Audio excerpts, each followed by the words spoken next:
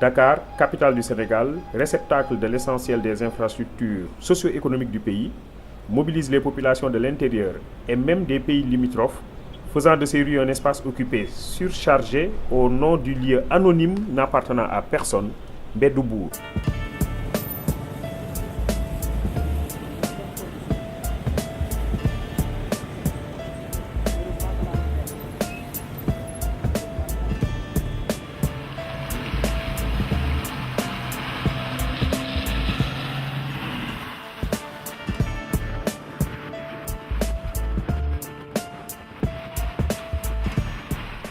Ce document se donne pour trame le regard objectif et descriptif que le sociologue, à partir d'un perchoir, d'un mirador ou en tout cas d'un poste d'observation, projette sur la société sénégalaise en général et sur la rue à Dakar en particulier.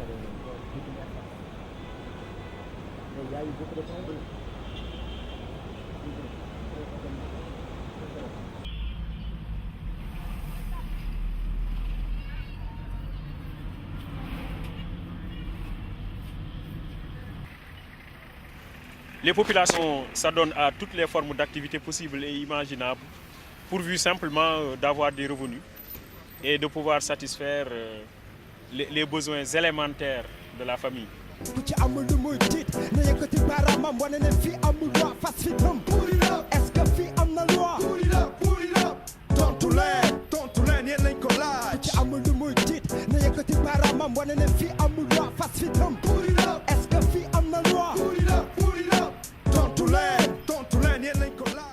C'est comme si la route n'appartenait à personne, comme les gens le disent. Et bon, ils sont à la recherche d'un métier, ils sont à la recherche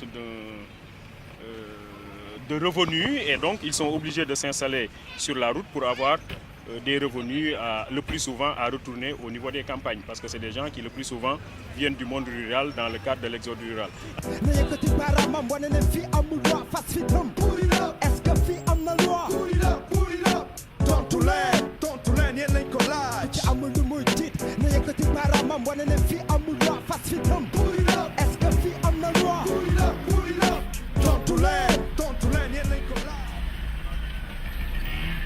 C'est avec les poubelles qu'on a barré la chaussée, ce qui veut dire que le conducteur qui s'était donné pour objectif de bifurquer à droite se voit dans l'obligation de faire un très grand détour.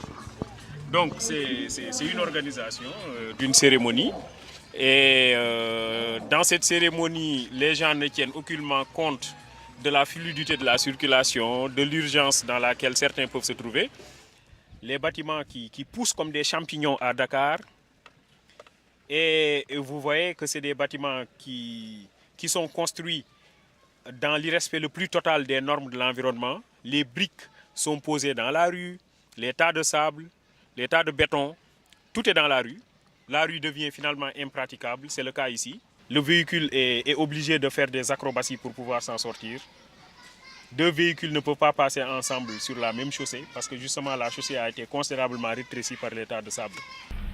Alors là, qu'est-ce qu'on constate? On constate évidemment que le mécanicien est en train de faire son travail exactement au milieu de la chaussée.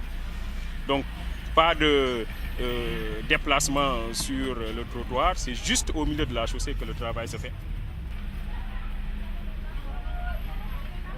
Les femmes venues du monde rural considèrent évidemment que par le linge effectué et sur la voie publique, comme on peut le constater, ça permet effectivement d'avoir des revenus.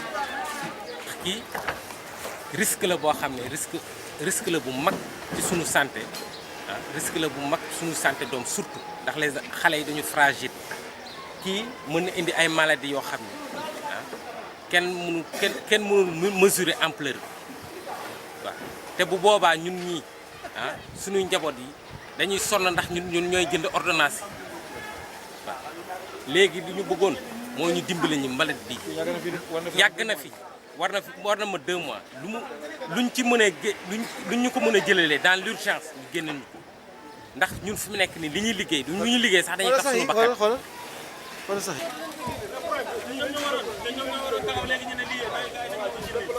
C'est comme si en fait les ordures ne constituaient plus un problème. Les ordures font partie du quotidien des individus parce que précisément dans les représentations, Les gens pensent évidemment que l'ordure, dans une certaine mesure, c'est aussi un espace plus ou moins surnaturel. Quand un couple a des problèmes pour avoir des enfants qui restent en vie, finalement, il peut arriver dans la cosmogonie Wolof qu'on donne à cette personne-là le nom de Seun, donc ordure.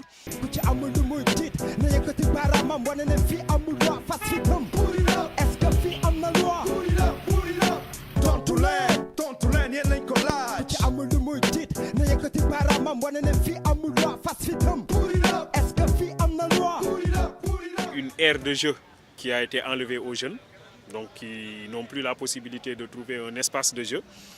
Et à partir de ce moment-là, naturellement, il faut s'attendre à ce que, bien entendu, les rues de Dakar soient assiégées par ces jeunes. Depuis que nous avons fait terrain, bon, franchement, nous avons un problème actuellement. Parce que des fois, nous avons dit bon, nous pouvons nous entraîner. Parce que nous sommes obligés d'entraîner les Italiens, c'est cela, le jeu au niveau des rues. Aucune infrastructure, aucune aire de jeu conventionnelle où ils peuvent se déployer et satisfaire ce désir de jouer et peut-être de trouver un élément d'intégration dans la société. Donc ça veut dire qu'en réalité, ici, le jeu va fonctionner comme quelque chose qui peut venir distendre le tissu social avec toutes les risques que des fois ça soulève, avec toutes les nuisances que cela peut avoir pour le voisinage et avec aussi les risques encourus par les jeunes. Avec les véhicules qui passent, les motos qui passent, les passants qui passent, etc. Vous pouvez constater qu'à l'occasion de ces jeux-là, les jeunes organisent des tournois. C'est vraiment toute une organisation interne dont ils disposent, mais une organisation qui manifeste ses activités dans un espace qui n'est pas conventionnel. Ay jour lañ bon terrain bu baax lañ bëgg parce que football ci mbéd bi ni bon di déranger nit ñi xam nga ñi di romb ñi door ba du yoon mais football lañ bëgg motax ñi football ci mbéd bi ni mais buñ amon terrain mo ñu gënal fouf tej na ci terrain xamuñu na lañuy def ñi gogolu dal et puis terrain bi dafa wara leer Assane Diouf dafa wara leer waruñu ko toj terrain ñëpp ko bokk. Des jeunes qui sont dans l'inquiétude la plus totale par rapport à leur lendemain. Au même instant, et paradoxalement à ce décor triste que je viens de présenter, nous pouvons voir que la Corniche offre l'image d'une grande ville où il y a l'opulence, où il y a l'abondance, où il y a la richesse.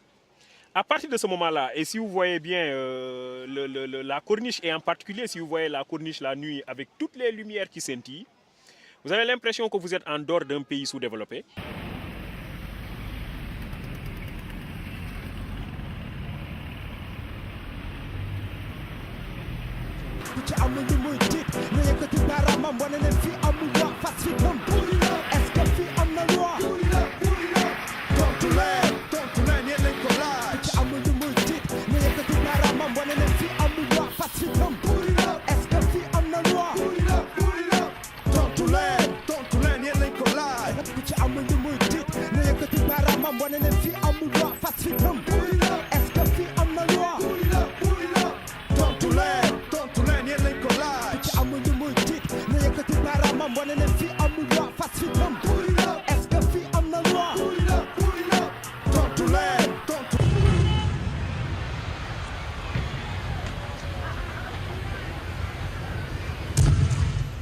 Ces images montrent des affrontements dans la rue entre marchands ambulants et forces de l'ordre.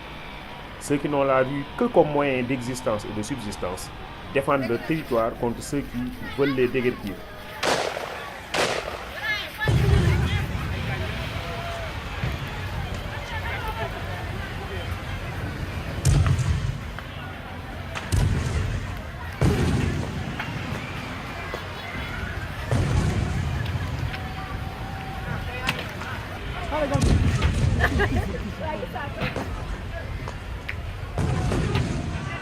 Man SMS lagi tu ni. Conhecemos. Sim, Hana.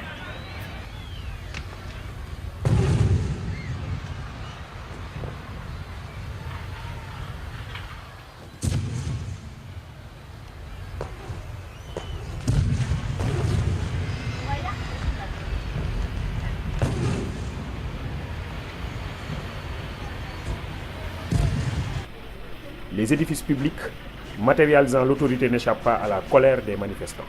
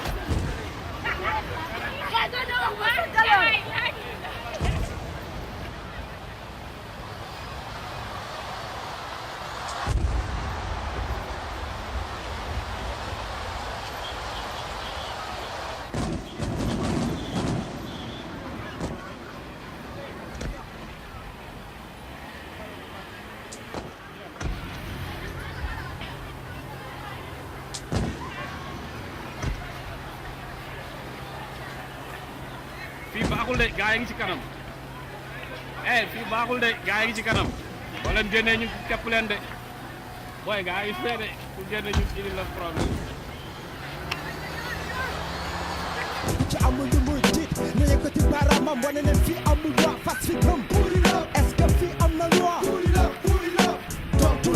tontu leen yéen lañ ko laaj ci amul lu muy tiit na yëkkati baaraamam wane ne fii amul loi fas fi gëm est-ce que fii am na loi tontu leen yéen lañ ko laaj allez circuler.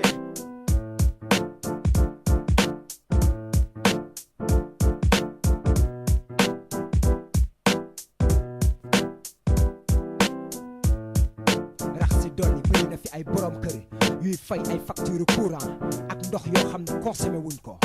kañ ak école de formation yu bëri yuy joxe ay diplôme yoo xam ne état bi reconnaître ko. ak yeneen ak yeneen.